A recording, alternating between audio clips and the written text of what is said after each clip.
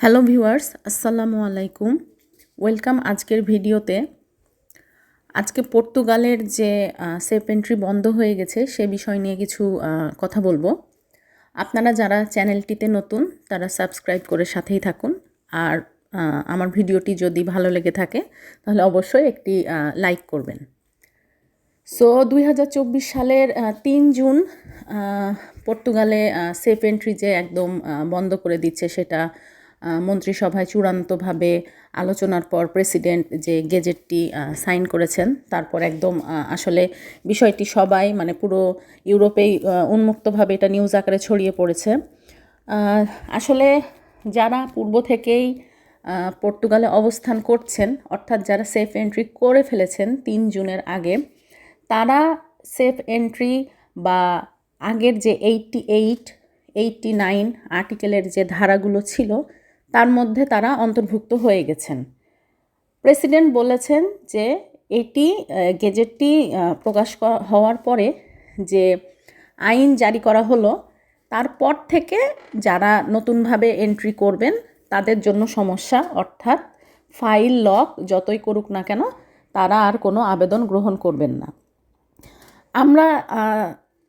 আমরা জানতাম সত্যি বলতে কি যে অন্যান্য দেশে কার্ড করা বা অন্যান্য দেশে লিগাল হওয়া এত ইজি না। ইউরোপের যারা ইলিগালভাবে থেকেছেন বা বিভিন্ন কৃষি ভিসা বা ট্যুরিস্ট ভিসাতে এসে দেখা যাচ্ছে কনভার্ট করছেন, তো তাদের জন্য এই রাস্তাগুলো বন্ধ হয়ে গেল। এক কথায় আসলে সোজা মানে স্পষ্ট কথা যে পর্তুগালে অবৈধ অভিবাসন যে ব্যবস্থাপনা সেইটি বন্ধ। অর্থাৎ আপনাকে পর্তুগালে এখন প্রবেশ করতে হবে পর্তুগালে ভিসা নিয়ে।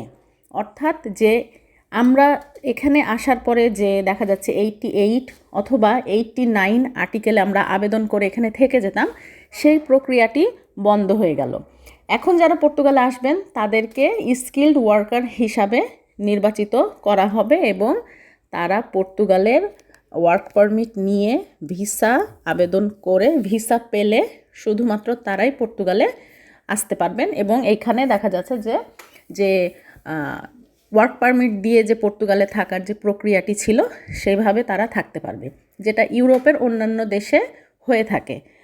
আবার আরেকটা বিষয় সেটা হচ্ছে যে কেউ যদি পর্তুগালে স্টুডেন্ট হিসাবে আসেন, আগে হতো কি অনেকেই দ্রুত কার্ড পাওয়ার জন্য আপনারা বিভিন্ন ব্লগে দেখেছেন বা বিভিন্নভাবে আপনারা হয়তো বা অন্য কোনো উপায়ে জেনেছেন যে স্টুডেন্ট হিসাবে যখন পর্তুগালে কেউ এসে ভর্তি হইতো দেখা যাচ্ছে 6 মাসের মধ্যে টিউশন ফি যদি সে ঠিকমতো কলেজকে বা ইউনিভার্সিটিকে দিয়ে দেয় তাহলে দেখা যাচ্ছে যে তার কার্ডটি মানে হয়ে যেত 6 মাসের মধ্যে।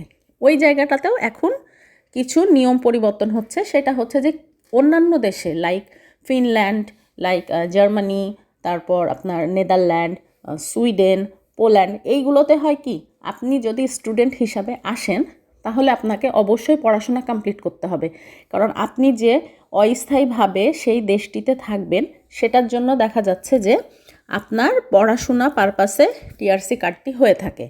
তো পর্তুগালে একটু ব্যতিক্রম ছিল যে আপনি যদি পড়াশোনা নাও করেন দেখা যাচ্ছে 6 মাসের মধ্যে আপনি যদি ফুল টিউশন ফি কমপ্লিট করে থাকেন, ভার্সিটিকে দিয়ে থাকেন, তাহলে আপনার কার্ডটি হয়ে যেত। কিন্তু এই জায়গাটায় এখন ইউরোপের অন্যান্য দেশে যে স্বচ্ছভাবে কাগজগুলো হয়ে থাকে পর্তুগালও মানে ওই একই নিয়মটি এখন অনুসরণ করবে।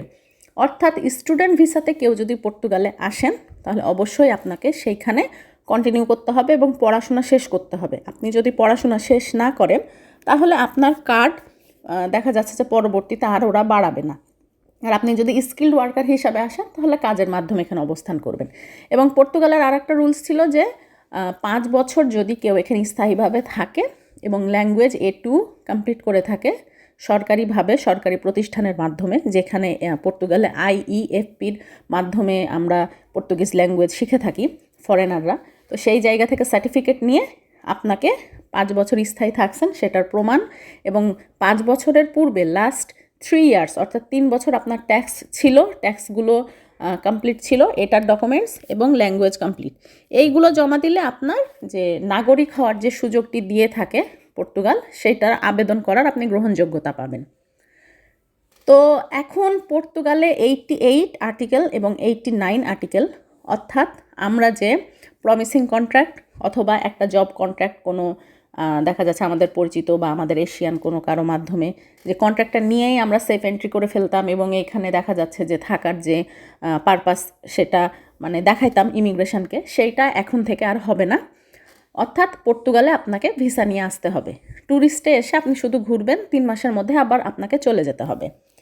এবং এইটা আসলে কিছু পর্তুগালে যে বিশৃঙ্খলা বা যে আইনের যে লঙ্ঘন হয়েছে এগুলোর জন্যই আসলে মেনলি এই সিদ্ধান্তটা অনেক দ্রুত চলে এসেছে। আসলে সবাই মনে করেছিল যে পর্তুগালে এরকম আলোচনা প্রত্যেক বছরই হয়, এটা নতুন কিছু না, বাট এই বছর যে এরকম ধামাকা হয়ে যাবে এটা আসলে কেউ ভাবে নাই। যারা অন্যান্য দেশ থেকে এসে অপেক্ষা করছে সেফ এন্ট্রির জন্য, অনেকে আবার ভাবছে যে পরে করতেছি, বাট তাদের জন্য তো এখন রাস্তাগুলো বন্ধ। আসলে হয়তো বা এটাই রিজিক, যে যার যেখানে রিজিক আছে সে সেখানে থাকবে।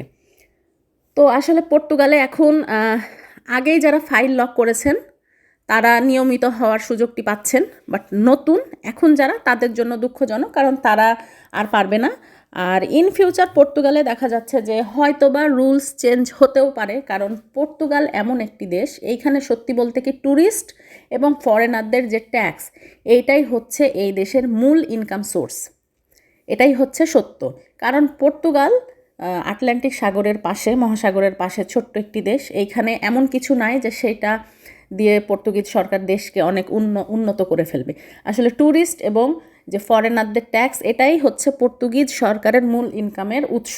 তো যাই হোক, হয়তোবা 2 বছর 3 বছর পর চেঞ্জ হতে পারে, অনেকেই বলতেছে হয়তোবা, কিন্তু যারা আপাতত আটকাই গেছেন তাদের তো আর সেই 2-3 বছরটা আর ফেরত আসবে না। তারা দেখা যাচ্ছে যে বর্তমানে তাদেরকে অন্য কোনো উপায় বের করতে হবে। তবে সাজেশন একটাই, যারা ভিডিও দেখতেছেন, কেউ যদি রোমানিয়া, পোল্যান্ড বা ফ্রান্স বা অন্য কোথাও অবস্থান করে থাকেন, তাহলে বলবো যে পর্তুগালমুখী না হয়ে আপনি যে জায়গাটায় আছেন সেই জায়গাটাতেই টিআরসি কার্ড করেন। এবং ইউরোপের প্রত্যেকটা দেশেই কিন্তু স্থায়ীভাবে থাকার নিয়ম আছে। আপনি যদি ওই দেশের ভাষা এবং আপনার জব কন্ট্রাক্ট অথবা যদি আপনি পড়াশোনা পারপাসে থাকেন সেটা যদি ধারাবাহিকভাবে রাখেন, তাহলে আপনি সেই দেশেই কার্ড এবং সেই দেশেই পাসপোর্ট আবেদন করার গ্রহণযোগ্যতা পাবেন। সো ইউরোপের যে দেশেই থাকি না কেন, সেই দেশের যে লোকাল ভাষা, অর্থাৎ ওই দেশের যে মাতৃভাষা, সেইটা শেখা ছাড়া কোনো ওয়ে নাই। কারণ ইউরোপিয়ানরা ইংরেজিকে কখনোই তাদের অফিসিয়ালি ভাষা হিসাবে ব্যবহার করে না, ইন ফিউচারও করবে না। ওরা সব সময় ওদের যেটা ভাষা, যেমন ইতালিতে ইতালিয়ান ভাষা, পর্তুগালে পর্তুগিজ, তারপর পোল্যান্ডে পোলিশ, তো এই ভাষাগুলো যে দেশে আপনি থাকবেন আপনাকে এটা শিখতে হবে মাস্ট। সো ইউরোপে থাকতে গেলে আপনাকে কয়েকটা জিনিস মাথাতে রাখতেই হবে। সেটা হচ্ছে যে আপনাকে ড্রাইভিং লাইসেন্স করতে হবে, এটা একটা প্লাস পয়েন্ট। আর আরেকটা হচ্ছে যে আপনাকে ওই দেশের ভাষা শিখতে হবে, এটার কোনো বিকল্প কোনো ওয়ে নাই। তো ভিউয়ার্স, যারা এখানে থাকবেন মনে করে সেফ এন্ট্রি করার জন্য এসেছিলেন, তাদের জন্য সত্যি মন থেকে মানে খারাপ লাগতেছে যে সামনের সেই সুযোগগুলো বন্ধ হয়ে গেল। আর যারা অলরেডি করে ফেলেছেন তারা তো যে পূর্বের আইনের আওতায় চলে আসতেছেন। আমি নিজেও আসলে কার্ডের জন্য অপেক্ষা করছি, আমার অ্যাপয়েন্টমেন্ট জুলাইয়ে, দেখি কি হয়। আর আপনাদেরকে আমি পর্তুগাল সম্পর্কে নতুন নতুন যা হইতেছে এখানে সেই সম্পর্কে আপডেট দিতে থাকবো। আমার চ্যানেলটি সাবস্ক্রাইব করে সাথেই থাকুন। আজকের মতো এখানেই বিদায় নিচ্ছি। আল্লাহ হাফেজ।